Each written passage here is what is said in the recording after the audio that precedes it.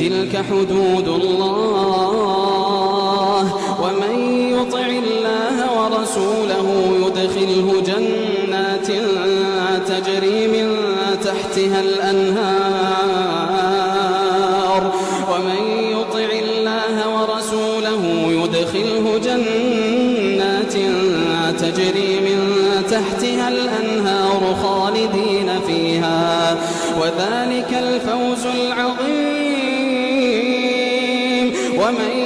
يعص الله ورسوله ويتعد حدوده يدخله نارا ومن